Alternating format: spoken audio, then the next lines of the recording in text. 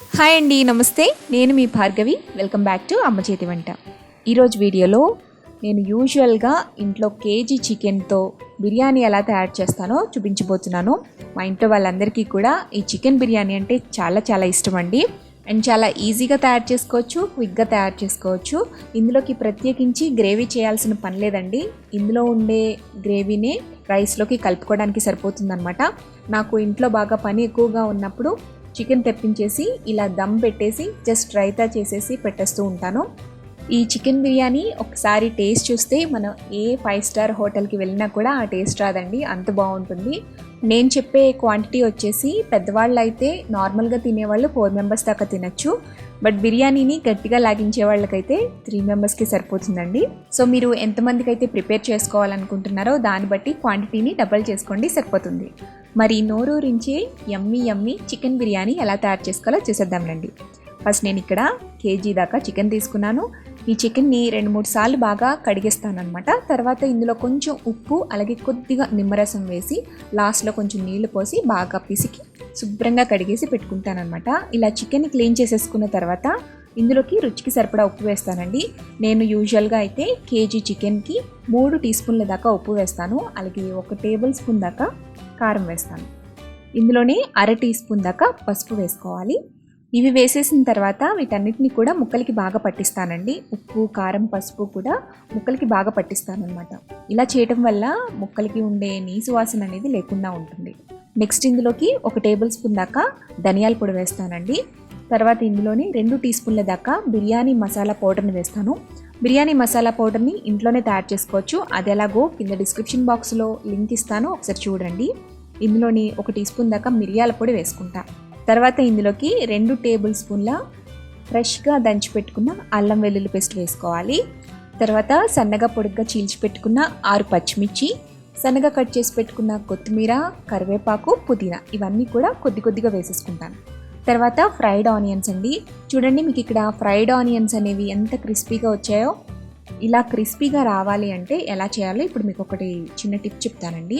నేను యూజువల్గా iron కడాయిని stove మీద పెట్టుకుంటానండి. ఐరన్ కడాయిలో అయితేనే మనకి క్రిస్పీనెస్ అనేది బాగా వస్తుందన్నమాట. ఈ ఆనియన్స్ని డీప్ ఫ్రై చేయకుండా లైట్గా ఆయిల్ వేసి లో ఫ్లేమ్లోనే దోరగా నిదానంగా ఫ్రై చేసుకుంటూ ఉంటానన్నమాట. మీరు హై ఫ్లేమ్లో పెట్టేసి ఆయిల్లో దేవేస్తే అవి మెత్తగా పడిపోతూ ఉంటాయి, క్రిస్పీగా రావు. సో అందుకని లో ఫ్లేమ్లోనే తక్కువ నూనెలో వేస్తూ ఉంటే అవి మాడిపోకుండా ఉంటాయి. అలాగే మంచి గోల్డెన్ బ్రౌన్ కలర్ వస్తాయి, క్రిస్పీగా కూడా తయారవుతాయి.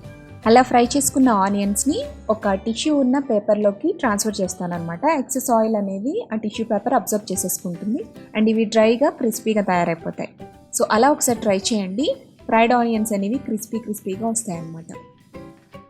నెక్స్ట్ ఇప్పుడు ఇందులోకి 2 టేబుల్ స్పూన్స్ దాకా ఆయిల్ వేసుకోండి. అలాగే ఇందులో 3/4 కప్పు దాకా పెరుగు. నేను ఇక్కడ తీసుకున్న కప్పు, మనం యూజువల్గా రెడ్ కప్ వాడుతూ ఉంటాం కదండి, సో దాంతో పోలిస్తే 3/4 కప్పు వస్తుంది. ఇది చిన్న కప్పు అనమాట. సో దీంతో నిండుగా 1 కప్పు వేసేస్తాను. సో ఇలా ఇవన్నీ వేసేసిన తర్వాత ఈ ముక్కలన్నిటికీ కూడా ఈ మసాలా మొత్తాన్ని కూడా బాగా పట్టిస్తానండి. కనీసం ఒక 5 నిమిషాల పాటు బాగా మసాజ్ చేస్తానన్నమాట. ఇలా చికెన్ ముక్కలన్నిటినీ కూడా బాగా 5 నిమిషాల పాటు కలుపుకున్న తర్వాత ఈ చికెన్ మీద మూత పెట్టేసి 2 గంటల పాటు ఫ్రిడ్జ్లో పెట్టేస్తానండి. ఒకవేళ మనకి టైం లేదు అనుకుంటే ముందు రోజు నైటే తీసుకొచ్చేసి నైటే మ్యారినేట్ చేసేసి ఫ్రిడ్జ్లో పెట్టేసి నెక్స్ట్ డే ప్రిపేర్ చేస్తాను. లేదు టైం ఉంటే మార్నింగ్ టైంలో తెచ్చిన తర్వాత మ్యారినేట్ చేసి మార్నింగే పెట్టేస్తానమాట. చికెన్ని మనం ఎంత ఎక్కువసేపు మ్యారినేట్ చేసుకుంటే అంత సాఫ్ట్గా, టెండర్గా, జ్యూసీగా ముక్కలు అనేవి అలా లోపలికి వెళ్ళిపోతూ ఉంటాయి. సో ఇలా చికెన్ని మ్యారినేట్ చేసేసుకుంటానండి. చికెన్ బిర్యానీ ఎప్పుడైతే చేస్తానో దానికి అరగంట ముందు బాస్మతి రైస్ని నానపెట్టుకుంటానమాట. నేను కేజీ చికెన్కి ఎప్పుడు కూడా 2 గ్లాసుల బాస్మతి రైస్ తీసుకుంటానండి. ఇది మనకి వెయిట్లో వచ్చేసి దాదాపుగా 400 నుంచి 500 గ్రామ్స్ దాకా రైస్ అనేది ఉంటుంది. మీరు ఎక్స్ట్రా ఇంకొక 1/4 కేజీ దాకా వేసుకోవచ్చు కేజీ చికెన్కి. బట్ ఏంటంటే అందులో గ్రేవీ అనేది రైస్ మొత్తానికి సరిపోదన్నమాట. దానికోసం ఎక్స్ట్రా మనం గ్రేవీ కానీ షార్వా కానీ ప్రత్యేకించి చేసుకోవాల్సి వస్తుంది. అందుకనే నేను జస్ట్ 1/2 కేజీ మాత్రమే కేజీ చికెన్కి యూజ్ చేస్తూ ఉంటాను. ఈ బాస్మతి రైస్ని శుభ్రంగా వాష్ చేసేసుకున్న తర్వాత నీళ్లు పోసేసి అరగంట పాటు నానబెట్టేసుకుంటానండి. తర్వాత ఆ రైస్కి సరిపడే విధంగా ఒక పెద్ద గిన్నెను పెట్టుకుని 1/2 kg రైస్కి 2 లీటర్ల నుంచి 2.5 లీటర్ దాకా వాటర్ పోసేస్తాను. నీళ్లు పోసిన తర్వాత ఇందులోకి రుచికి సరిపడా ఉప్పు వేసేస్తానండి. కనీసం 3-4 టీ స్పూన్ల దాకా సాల్ట్ వేస్తానన్నమాట.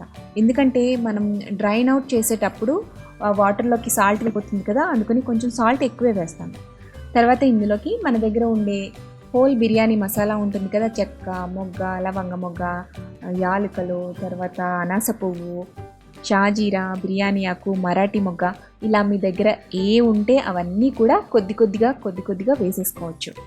ఇలా వేసేసుకున్న తర్వాత 1/2 టేబుల్ స్పూన్ దాకా నూనె వేస్తాను. ఈ నీళ్ళన్నీ కూడా బాగా మరిగి పైకి పొంగులు వచ్చేంత వరకు మరిగిస్తాను అన్నమాట.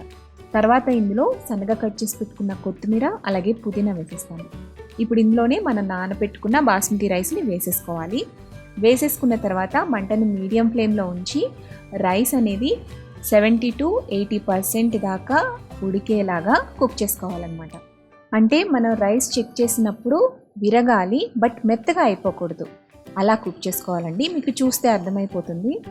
ఈ రైస్ అనేది ఉడికేలోపు నేను ఫ్రిడ్జ్లోంచి చికెన్ అనేది బయటికి తీసేస్తాను. ఒక 10 నిమిషాల పాటు కొద్దిగా ఆ కూలింగ్ అంతా పోయేంత వరకు ఉంచుతాను అన్నమాట. తర్వాత అడుగు మందంగా ఉండి ఒక కుక్కర్ గిన్నె యూజ్ చేస్తూ ఉంటానండి. ఎప్పుడు ఇదే యూజ్ చేస్తాను. అడుగు మందంగా ఉంటే ఏంటంటే మనం దమ్ చేస్తాం కాబట్టి చికెన్ అనేది ఈవెన్గా కుక్ అవుతుంది, సాఫ్ట్గా కుక్ అవుతుంది, అలాగే అడుగు మాడిపోకుండా అంటుకుపోకుండా ఉంటుందన్నమాట. ఫస్ట్ ఈ గిన్నెలో అడుగున 1 టేబుల్ స్పూన్ దాకా ఆయిల్ వేసేసుకుంటానండి. తర్వాత మనం మ్యారినేట్ చేసి పెట్టుకున్న ఈ కేజీ చికెన్ని కూడా ఒకేసారి వేసేస్తాను. చికెన్ వేసేసిన తర్వాత అడుగునంతా కూడా ఈవెన్గా స్ప్రెడ్ చేసేస్తానండి. ఇలా స్ప్రెడ్ చేసుకుని పక్కన పెట్టుకోవాలి. ఇప్పుడు రైస్ ఉడికిందో లేదో ఒకసారి చెక్ చేసుకోండి. రైస్ ఇలా పలుకుగా ఉడకాలన్నమాట, పూర్తిగా సాఫ్ట్గా ఉడికిపోకూడదు. ఇట్లా ఉడికిన తర్వాత ఒక స్ట్రైనర్లోకి రైస్ని తీసేసుకుని వాటర్ లేకుండా డ్రైన్ చేసేసుకుని ఆ రైస్ని ఈ చికెన్ పైన వేసేసుకుంటాను. లేయర్స్ కింద మొత్తం రైస్ అంతా కూడా వేసేస్తాను. నేను తీసుకున్న క్వాంటిటీకి రైస్ మొత్తం కూడా ఫిల్ అయిపోతుందండి. ఎక్కడ కూడా గ్యాప్ ఉండదన్నమాట నేను తీసుకునే గిన్నెకి. నేను యూజువల్గా ఇలాగే చేస్తానండి. ఎందుకంటే ఇప్పుడు గ్యాప్ ఉందనుకోండి, గిన్నెలో గ్యాప్ ఉంటే ప్రెషర్ అంతా పోతుంది, లోపలంతా ఈవెన్గా కుక్ అవ్వదు, పచ్చిగా ఉండిపోతుంది అన్న ఉద్దేశంతో గిన్నె పూర్తిగా నిండిపోయే విధంగా రైస్ వేసుకుంటాను అనమాట. సో ఇలా రైస్ మొత్తం వేసేసిన తర్వాత సర్దేసిన తర్వాత ఈవెన్గా దీనిపైన కొద్దిగా బ్రౌన్ ఆనియన్స్ వేస్తాను. ముందుగానే బ్రౌన్ ఆనియన్స్ ప్రిపేర్ చేసుకుంటాం కదా, దాన్ని హాఫ్ వరకు ఉంచి ఆ మిగిలిన హాఫ్ని ఇక్కడ వేసేస్తాను అనమాట. తర్వాత పైన కొద్దిగా సన్నగా తరిగి పెట్టుకున్న కొత్తిమీర, అలాగే పుదీనా అండ్ కొద్దిగా బిర్యానీ మసాలా పౌడర్ని చల్లుతాను. ఒక 1/2 టీ స్పూన్ దాకా చల్లుతాను. అలాగే కొంచెం నెయ్యిని కూడా పైన స్ప్రెడ్ చేస్తాను. నెయ్యి వేస్తే బిర్యానీ టేస్ట్ చాలా బాగుంటుందండి. సో అందుకని ఒక 2 టీ స్పూన్లు లేదా 3 టీ స్పూన్ల దాకా నెయ్యిని ఈవెన్గా స్ప్రెడ్ చేసేస్తాను. అలాగే కొద్దిగా కలర్ కోసం ఎల్లో ఫుడ్ కలర్ని వాటర్లో కానీ లేదా పాలలో కానీ కలిపి వేస్తాను. ఫుడ్ కలర్ అవాయిడ్ చేసేవాళ్ళు కుంకుమ పువ్వు బయట మార్కెట్లో దొరుకుతుంది కదా, సో ఆ కుంకుమ పువ్వుని పాలల్లో నానబెట్టుకుని కూడా వేసుకోవచ్చు. అలా కూడా మంచిగా కలర్ వస్తుంది. ఇలా అన్నీ వేసేసిన తర్వాత ఎయిర్ టైట్గా ఉండే మూత పెడతానండి. మీకు ఎక్కడ కూడా ఇందులో గ్యాప్ అనేది రాదు, ప్రెషర్ బయటికి వెళ్ళదు. సో ఈవెన్గా కుక్ అవుతుందన్నమాట. మీరు ఒకవేళ పలుచటి గిన్నె కనుక తీసుకున్నట్లయితే అడుగున ఫస్ట్ ప్యాన్ పెట్టి దానిపైన గిన్నెను పెట్టి దమ్ చేసుకోండి. అలాగే మూత గనక ఎయిర్ టైట్ది మీ దగ్గర లేకపోతే ఈ లిడ్ అంచు చుట్టూ కూడా గోధుమ పిండితో స్టిక్ చేసేయండి. అప్పుడు ప్రెషర్ అనేది ఎక్కడికి పోకుండా ఉంటుంది.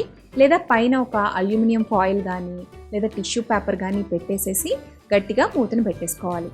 ఇలా ఫస్ట్ లో ఫ్లేమ్లో ఒక అరగంట పాటు దమ్ చేసుకోవాలి.